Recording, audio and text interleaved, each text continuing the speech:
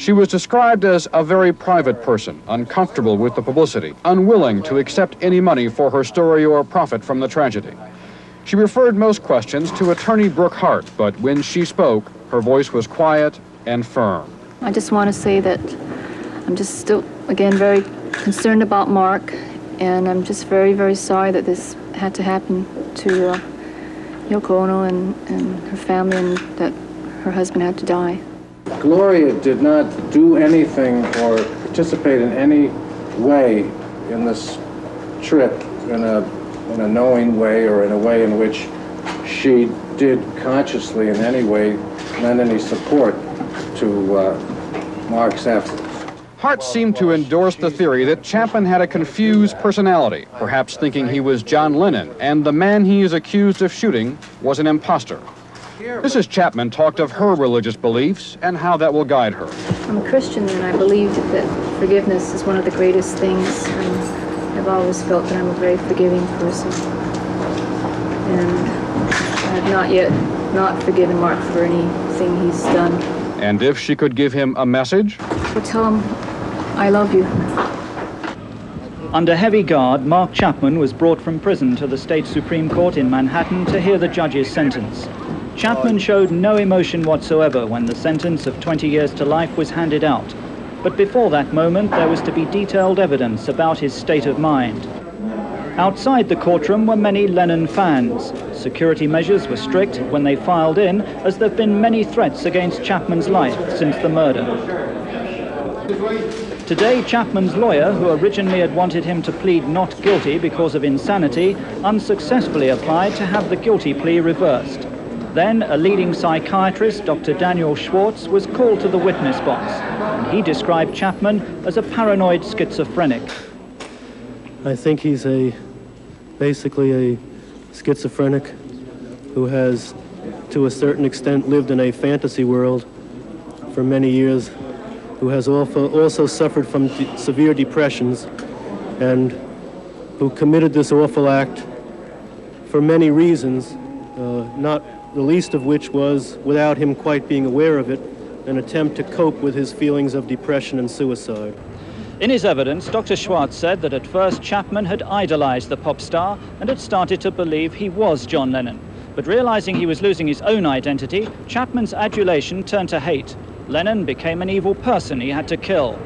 Chapman, a loner who lived in a bizarre world of make-believe, claimed he'd received orders to kill Lennon from Satan and had defied God to do so. John Lennon fell into a very deep hole, a hole that was so deep inside of me that I thought by killing him I would acquire his fame. It was his lifelong dream to be famous. Surely Mark David Chapman, a chronic nobody, was in the thoughts of many of the 100,000 people who gathered in Central Park to mourn John Lennon. Chapman's arrest made news around the globe. He was one of the most hated men in the world. I liked John Lennon at one point myself, before this thought of murder came inside myself. I would be very angry at anybody who did anything to him, so I can understand their anger. It's very difficult being who I am.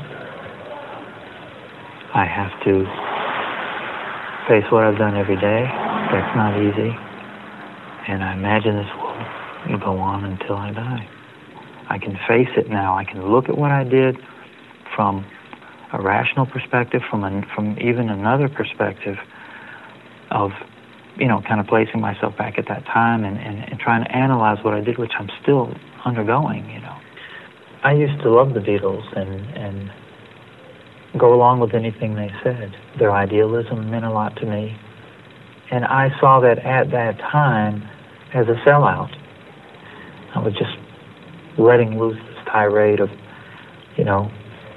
just an explosive anger at John Lennon. Rich man, rich apartment. Yes, that's it.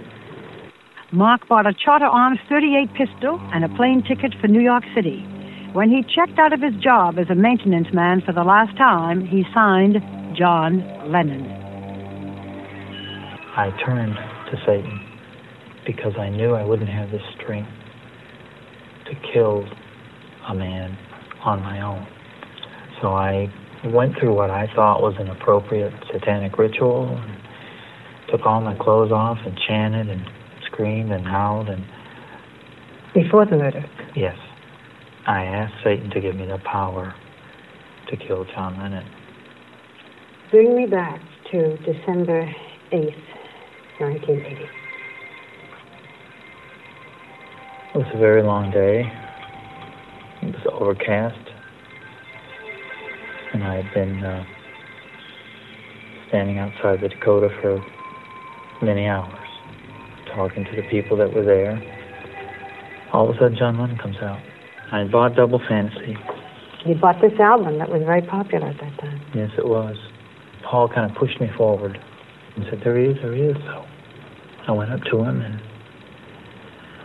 I stuck out my album.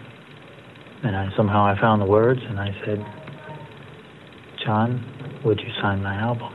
Where did he sign? Right on Yoko's neck. What did you write? He wrote John Lennon, 1980. After it got dark, the hours went by, 2, 3, 4 hours, 5 hours. I had the gun in my pocket, and I had a copy of The Catcher in the Rye over the gun. So I'm sitting there. It's dark, and this limo pulls up. The driver didn't get out, but Yoko opened the back door. She didn't wait for John. She walked past me, and John got out, and he came up the pathway, and he looked at me also. I heard this voice, not an audible voice, but an inaudible voice saying over and over, do it, do it, do it, do it. I guess that was me inside. And I pulled the .38 revolver out of my pocket. I went into what's called a combat stance. I pulled the gun up. I used my left hand to buttress the gun underneath, and I fired at his back 5 steady shots. And at that point, for me, the movie stopped. I just stood there, just almost in a trance. The doorman, Jose, came over to me, and he had tears in his eyes. And he said, do you know what you've done? Do you know what you've done? And the tears are streaming down his face. And he grabbed my arm, my right arm, and he shook. I mean, this is a brave man who grabs the arm of an armed man who has just shot somebody and shakes it, and the gun fell down and clattered on the concrete, and he kicked it away. And he said, get out of here. He says, please, please, just leave. Please get out of here. And I looked at him, and I said, but where would I go? 2 officers were holding John Lennon's body. And I remember the look on the officer's face and what he was mouthing, although I couldn't hear him, the one that was holding his head and his shoulders. And he was just violently cursing me. Just, it was a horrible thing to see. And it frightened me to death. Here's this police officer, and he's just mouthing these horrible words at me. And I sat there for maybe another minute or so, and over in the corner of my eye, I see this figure come up to the window. It was Yoko Ono. She'd come over to the window of the patrol car, and she looked in, and I looked at her, and I just I'm devastated by her look. She just wanted to, you know, who's this horrible monster that has killed John Lennon, my husband, you know, and I want to see this rat, you know, I want to see this creep. And I'm looking at her and I just, utterly ashamed, a big coward. I turn away and I can't even face her. John Lennon died in the back of a squad car on the way to the hospital. He was 40 years old. Mark David Chapman was 25.